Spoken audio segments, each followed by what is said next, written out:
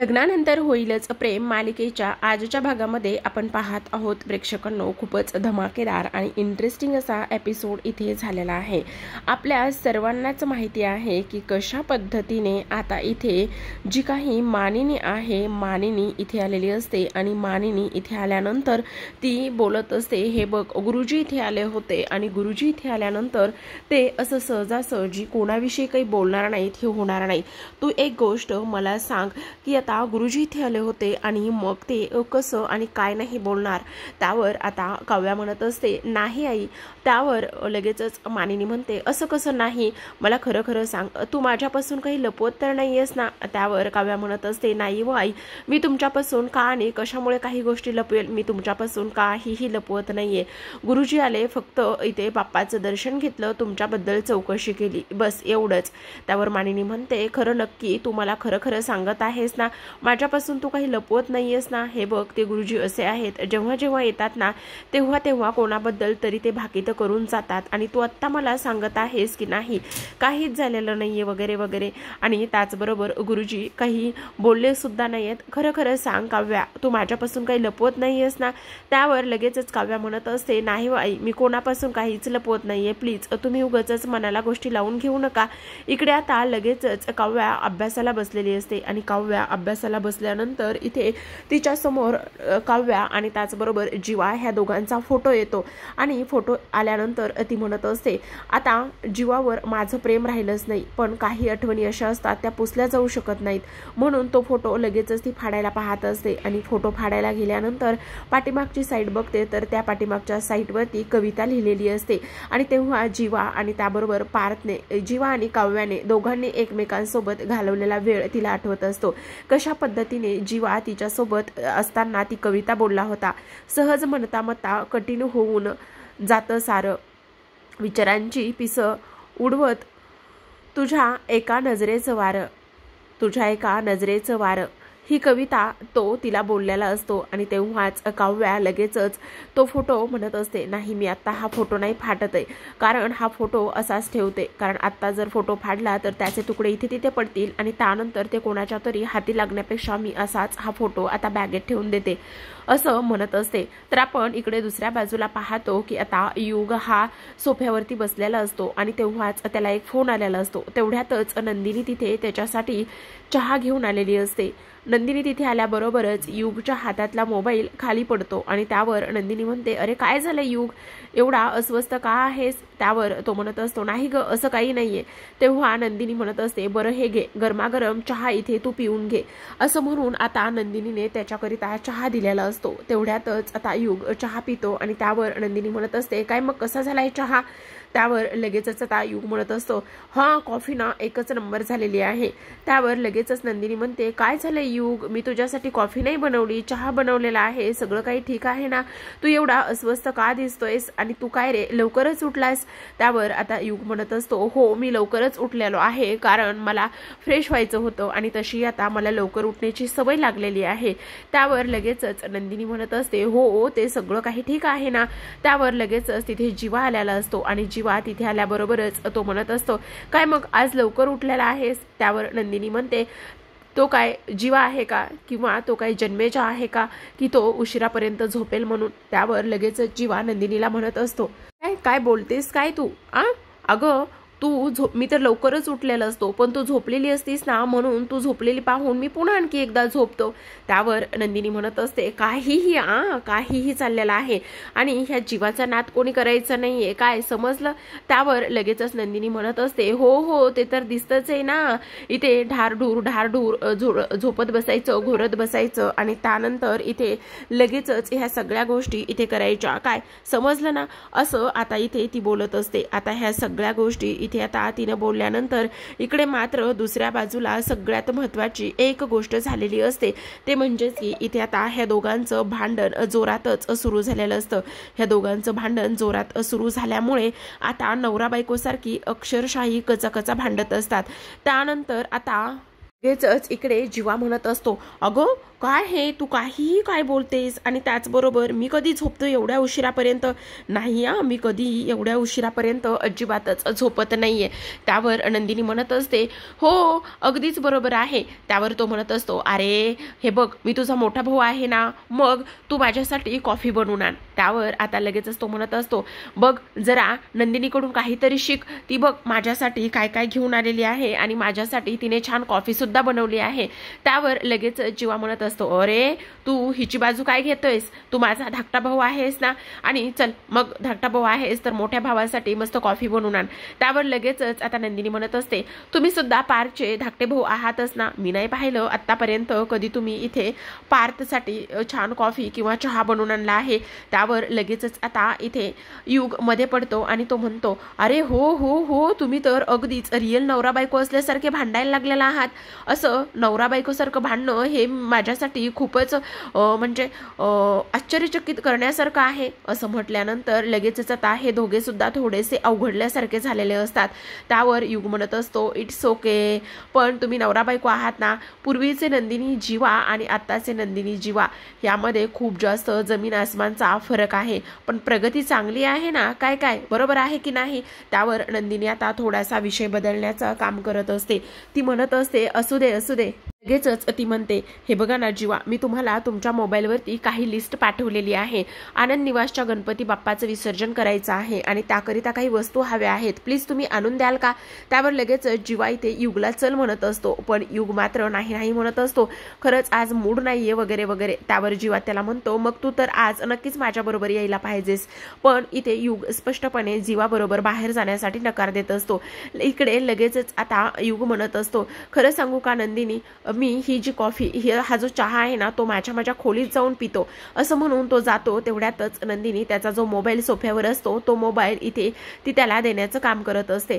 तर इकडे आता दुसऱ्या बाजूला तिथे पार्थ आलेला असतो आणि पार्थ तिथे आल्याबरोबर लगेचच आता नंदिनी त्याला म्हणत असते, मला एक गोष्ट सांगा, युगचं नक्की काय आहे? म्हणजे हा युग कसा आहे काय आहे मला कळतच नाही. त्यावर पार्थ म्हणत असतो, हा त्याचा मूड तो एकदमच काव्यासारखा मुडी आहे बरं का.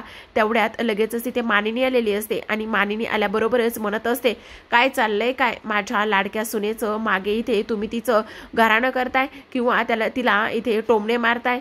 असं म्हटल्यानंतर आता लगेचच इथे पार्थ म्हणत असतो, हो हो हो हो, आली लगेचच. लाडक्या सुनेची बाजू घेणार ना? हो, मी माझ्या लाडक्या सुनेची बाजू घेणारच ना. तेवढ्यातच आता नंदिनी म्हणते, अहो आई काय बनवलंय हे तुम्ही? तर इथे मानिनी म्हणत असते, अगं मी ना इथे काल काव्याने पुरणपोळी बनवली होती, म्हणून मग मी आज इथे तुझ्या घरच्यांसाठी म्हणजे तुझ्या आईवडिलांसाठी इथे छान उकडीचे मोदक बनवलेले आहेत. त्यावर लगेचच नंदिनी म्हणत असते, अहो आई एवढं सगळं का आणि कशासाठी उगाचच? त्यावर लगेचच आता इकडे काव्या म्हणत असते, हो का, मग मी आई बाबांना हे उकडीचे मोदक देऊन येते. म्हटल्यानंतर आता लगेचच पार्थ म्हणत असतो, बरं चला आपण दोघे सुद्धा जाऊयात. इकडे लगेचच आता मानिनी म्हणते, हो बायको बरोबर बाहेर जाण्यासाठी आणि बायको बरोबर फिरण्यासाठी इथे माझ्या लेकाला तर काहीतरी कारणच लागतं. तेव्हा आता इथे काव्या म्हणते, नाही नाही त्याची काहीच गरज नाहीये, मी जाईल ना, ओला करते. त्यावर तो म्हणत असतो, पण येशील कशाने? त्यापेक्षा मी इथे सोबत येतो. पण इकडे आता काव्या म्हणत असते, इथे काय आहे ना, माझी वर्ल्ड फेमस ताई जी आहे ना, तिची स्कूटी तिथे आहे, मी ओलाने जाईल आणि स्कूटीने येईल. असं म्हणूनच आता इकडे मात्र काव्या रिक्षानेच चाललेली असते आणि काव्या रिक्षाने गेल्यानंतर तिच्या मनामध्ये नाही नाही त्या गोष्टी इथे येत असतात. कारण कशा पद्धतीने गुरुजींनी इथे भाकिते केली होती आणि तिच्या मनाची अवस्था, तिच्या मनाची घालमेल खूप जास्त वाढलेली असते. काही जरी झालं ना तरी सुद्धा हे मला कोणाशी तरी बोलायला हवं, कोणाशी तरी शेअर करायला हवं, असा विचार इथे आता काव्या करत असते. तेव्हाच वाटेतून जाताना इथे मात्र तिला एक गजरा सुद्धा दिसतो. पण मन आता कुठेतरी रमवायचं आहे आणि बाप्पाचा इथे जो मानिनीने दिलेला मोदक असतो तो मोदक इथे ती खात असते. तर काव्या तर गेलेली असते, पार्थ घरी एकटाच असतो आणि त्यामुळे पार्थ आता गणपती बाप्पा समोर जातो. गणपती बाप्पांचं आज विसर्जन असतं आणि तेव्हा पार्थ म्हणत असतो, खरं सांगू का गणपती बाप्पा, इथे तुम्ही आलात काय आणि चाललात काय? कसे दिवस गेले हे तर मात्र अजिबातच कळलेलं नाहीये. पण सगळ्यात महत्त्वाची गोष्ट म्हणजेच की आज माझं मन खूप जास्त अस्वस्थ होत आहे. नाही माहिती का आणि कशामुळे अस्वस्थ होते, पण बाप्पा मला तुमच्या तुमच्याकडे एक मागणं मागायचं आहे. बाप्पा, तुम्हाला तर माहिती आहे ना काव्या आणि माझं नातं कसं आहे आणि कशा पद्धतीमध्ये आम्ही हे नातं पुढे नेण्याचा प्रयत्न करत आहोत. आणि म्हणूनच आज मी तुमच्याकडे एक मागणं मागत आहे की आमचं नातं सुरळीत होऊ दे. आमच्या नात्यावर आता कुठलंच विघ्न येऊ देऊ नको. काही जरी झालं ना तरी सुद्धा काव्याला माझ्यासोबत चांगलं वागण्याची सद्बुद्धी दे. आणि त्याचसोबत बाप्पा, मी आज तुमच्याकडे हे सगळं काही मागत आहे. काव्याचा आणि त्याचसोबत माझा सुखी संसार हा होऊ दे. खरं सांगू का, तर इथे आता मी काव्यावर अगदी मनापासून प्रेम करू लागलेलो आहे आणि त्यामुळे मला आमचं नातं पुढे न्यायचं आहे. त्याचबरोबर सगळ्यात महत्त्वाची गोष्ट म्हणजे बाप्पा, तू सगळं काही जाणतो आहेस. तुला तर सगळ्या काही गोष्टी ते माहिती आहेस आणि त्यामुळे माझं आणि काव्याचं नातं मार्गी लागू दे. आमच्या नात्यामध्ये कुठलंच विघ्न येऊ देऊ नको असं पार्थ इथे देवापुढे म्हणत असतो. तेवढ्यातच मानिनी पाठीमागून येते आणि मानिनी लगेचच तथास्तू म्हणत असते. आता मानिनी तथास्तू म्हटल्याबरोबरच इकडे पार्थ पाठीमागे वळून पाहतो आणि तो म्हणत असतो, अगं आई, काय हे तू माझं आणि बाप्पाचं बोलणं ऐकलेलं आहेस का? कशी तू? त्यावरच मानिनी म्हणत असते, आता हे बघ, तू सरळ सरळ बाप्पासमोर एवढं सगळं काही बोलत आहेस माझ्या सुनेबद्दल आणि तुझ्या संसाराबद्दल, म्हणून मग खरं सांगाई तू काय काय ऐकलेलं आहेस? त्यावर लगेचच मानिनी म्हणत असते, अरे हो, मी काही सगळ्याच गोष्टी इथे नाही ऐकल्या, जरा तरी तू ऐकून घे. आता मी येत होते आणि तू बाप्पासमोर एवढं सगळं काही बोलत होतास म्हणून मी अगदीच शेवटचे काही शब्द इथे ऐकलेले आहेत. पण एक गोष्ट मात्र नक्की आहे पार्थ. त्यावर पार्थ म्हणत असतो, अगं आई, कोणती गोष्ट आहे? तेव्हा ती म्हणत असते, हे बघ, आता तू बाप्पाचं एवढं इथे सेवा केलीस आणि ह्या सगळ्या गोष्टी केल्यास ना, तर मग बाप्पा तुला नक्कीच पावणार आहे. त्याचबरोबर काव्यासुद्धा आता खूप छान वागत आहे. ती सुद्धा इथे तुमच्या नात्याला नक्कीच एकदा पुढे नेण्यासाठी प्रयत्न करेल. आणि तसंही माझा हा गुणी बाळ इथे आहेस ना, आणि तो तर एवढा गुणी आहे की मला माहिती आहे की तो त्याचं आणि त्याच्या काव्याचं म्हणजेच त्याच्या बायकोचं जे नातं आहे ना ते इथे पुढे घेऊन जाण्याचा तो नक्कीच प्रयत्न करेल असं मानिनी बोलत असते. आता मानिनीने ह्या सगळ्या गोष्टी बोलल्यानंतर पार्थ मात्र अक्षरशः लाजत असतो. तेवढ्यातच मानिनी म्हणते, अगं बाई, किती ते गोड लाजणं माझ्या बाळाचं, खरंच, पण नको रे एवढं लाजूस, काही गरज नाहीये एवढं लाजण्याची, असं आता इथे मानिनी म्हणत असते. पण इकडे मात्र पार्थ म्हणत असतो, पण आई, खरं सांगू का? खरं सांगतो तर आता हे बघ, आता इथे आमचं नातं थोडंसं पुढं जात आहे. पण तेवढ्यातच मानिनी म्हणते, अरे ते तर मला दिसतच आहे, पण सगळ्यात महत्त्वाची गोष्ट म्हणजेच की मला एक गोष्ट सांग, तू इथे काव्याच्या प्रेमात तर पडलेला नाहीयेस ना? असं म्हणता क्षणी आता तर पुन्हा एकदा पार्थ लाजलेला असतो आणि लाजल्यानंतर इथे तो म्हणत असतो, हो आई, अगदीच तसंच काहीसं तू इथे समज. असं म्हटल्यानंतर पुन्हा मानिनीला आता खूप आनंद होत असतो आणि ती म्हणत असते, आता तर माझे सगळे काही प्रश्न इथे संपलेले आहेत, मिटलेले आहेत. कारण हे बघ, जीवाबरोबर नंदिनी आहे, त्यामुळे मला जास्त काही काळजी करण्याची गरज नाहीये. आणि इथे आता तुमच्या दोघांचं नातं एवढ्या छान पद्धतीने होत आहे, त्यानंतर मला सुद्धा आता काळजी करण्याची गरज नाहीये. कारण माझ्या त्या वेंधळ्या सुनेबरोबर किंवा त्या कडक सुनेबरोबर माझा पार्थ जो आहे तो इथे आहे ना, तर इकडे आता लगेचच तो हसूनच आणि लाजूनच निघून गेलेला असतो. तेव्हा मानिनी सुद्धा तिथून निघून जाते. इकडे मात्र आता नंदिनीच्या मनामध्ये नाही ते प्रश्न इथे असतात आणि ती म्हणत असते की एवढा वेळ झालेला आहे जीवाला इथे सामान आणण्यासाठी जाऊन, मग आतापर्यंत तर जीवा इथे कसे काय आले नाहीयेत असा विचार आता तिच्या मनामध्ये सुरू असतो. आणि इकडे मात्र आता जीवाच्या बाईकमधलं पेट्रोल जे आहे ते पेट्रोल इथे संपलेलं असतं आणि जीवाच्या बाईकमधलं पेट्रोल संपल्यानंतर आता तो इथे कोणाची तरी मदत मागण्याचं काम करत असतो. आत्ता म्हणत असतो की ह्या बाईकला सुद्धा आत्ताच पेट्रोल संपायचं होतं का? खरं तर इथे आनंद निवासमधला जो इथे गणपती आहे तो विसर्जन करायचंय. आणि त्याचबरोबर सगळ्यात महत्त्वाची गोष्ट, ह्या बाईनं, ह्या चकाचक बाईनं मला एवढं सगळं काम सांगितलेलं आहे, मग आता तर मला ह्या सगळ्या गोष्टी कशा करता येईल, मी कसं लवकरात लवकर इथे पोहोचेल असा जीवा इथे विचार करत असतो. आता जीवाने ह्या सगळ्या गोष्टींचा विचार करताना समोर त्याला एक पाठमोरी मुलगी दिसते. तर समोर पाठमोरी मुलगी दिसताना इथे त्याला माहिती नसतं की इथे ती काव्या आहे म्हणून. आणि काव्या आहे म्हणून माहिती नसताना तो म्हणत असतो की एक्सक्यूज मी असं म्हटल्याबरोबर आता इकडे ती लगेचच पाठमोरी मुलगी इकडे वळून पाहण्याचं काम करत असते. आणि वळून पाहण्याचं काम केल्यानंतर लगेचच जीवा म्हणत असतो, तू आणि इथे? असं म्हटल्याबरोबरच इथे ती म्हणत असते, तू इथे म्हणजे तू इथे काय करतोयस? अगं मला नव्हतं माहिती तू इथेस म्हणून. अगं माझ्या बाईकचं पेट्रोल संपलेलं आहे आणि माझ्या बाईकचं पेट्रोल संपल्यामुळे मी फक्त कोणाशी मदत मिळते का म्हणून मी इथे तुला पाहिलं आणि एक्सक्यूज मी म्हटलं, पण मला माहिती नव्हतं तू इथे आहेस म्हणून. तू इथे काय करतेस? त्यावर लगेचच इथे ती म्हणत असते, मी इथे काय करते म्हणजे हे बघ हा रस्ता आहे आणि मी उगाचच रिकाम टेकडी इथे बसलेली नाहीये. माझं सुद्धा इथे काहीतरी काम असेल, काहीतरी प्रॉब्लेम झाला असेल म्हणूनच मी इथे थांबलेली आहे ना. तेव्हा तू इथे काय करतोयस? तो म्हणतो माझ्या बाईकचं पेट्रोल संपलेलं आहे. त्यावर आता काव्या म्हणत असते, तुझ्या बाईकचं पेट्रोल संपलंय? तुझ्या बाईकचं पेट्रोल तर याआधी कधी संपलंच नव्हतं का? हे बघ एवढ्या श्रीमंतीचा मुलगा होतास तू, एवढी श्रीमंती तुझ्याकडे होती, तरी सुद्धा जेव्हा आपण एकत्र होतो तेव्हा सुद्धा तू मुद्दामूनच पेट्रोल टाकायचा नाहीयेस आणि माझ्याकडे लिफ्ट मागायचास. ही गोष्ट काही मी विसरली नाहीये.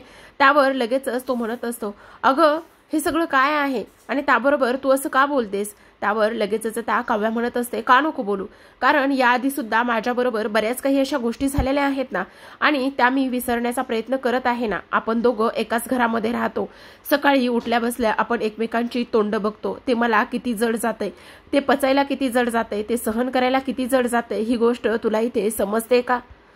पण तू इथे मध्येच मग रस्त्यात का थांबलेली आहेस? माझ्याशी भांडण्यासाठी थांबलेली आहेस का? त्यावर लगेचच ता काव्या म्हणत असते, जसं तू इथे काहीतरी कारण आहे म्हणून रस्त्यावर थांबलेला आहेस ना, तसं माझं सुद्धा काहीतरी कारण आहे म्हणूनच मी रस्त्यावर थांबलेली आहे. काय कारण काय आहे तुझं रस्त्यावरती थांबण्यासाठी? त्यावर आता इकडे काव्या म्हणत असते, हे बघ मी तुला कुठल्याच प्रश्नांची उत्तरं देण्यासाठी बांधील नाहीये आणि प्लीज तू इथून निघून जा. माझं जे काही करायचं आहे ते माझं मी करेल जीवा. प्लीज आत्ता मला तुझ्याशी कुठल्याच गोष्टीवर वाद घालायचा नाहीये आणि तुझ्याशी मुळात मला काहीच बोलायचं नाहीये.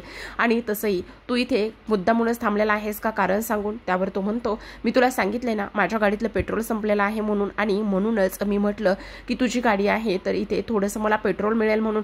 त्यावर लगेचच काव्या म्हणत असते, हे पेट्रोल काही एकदाच संपलेलं नाहीये समजलं, पण इथे तो म्हणत असतो, मग तू इथे रस्त्यावर फक्त आणि फक्त इथे माझ्यासाठी माझ्याबरोबर वाद घालण्यासाठी थांबलेली आहेस का?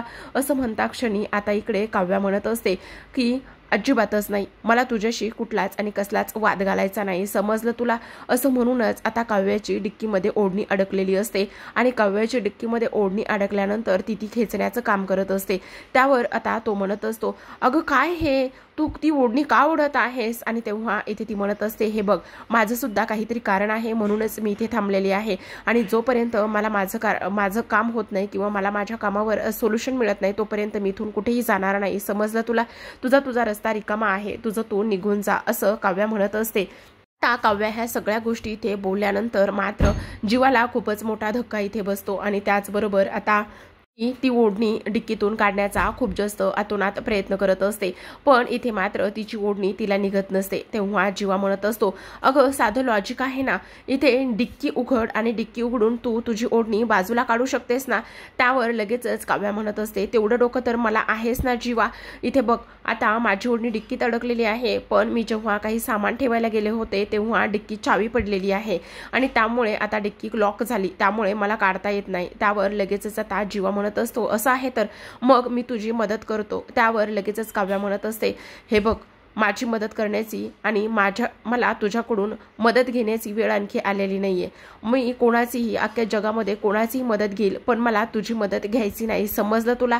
त्यावर लगेचच आता इथे जीवा नंदिनीचं तिच्या समोर कौतुक करतो. तो म्हणत असतो, अगं काय हे, जरा काही गोष्टी तुझ्या बहिणीकडून शिकायला हव्या होत्यास तू. तुझी बहीण कशी आहे, समजूतदार, प्रेमळ, त्याचबरोबर समोरच्या माणसाचा विचार करून सगळं काही हँडल करते ती. समोरच्या माणसाचं मनातलं ओळखते, त्याचबरोबर इथे समोरचा माणूस कितीही चिडलेला असला, काही जरी झालेलं असलं ना तरी सुद्धा शांततेत सगळं काही हँडल करते ती.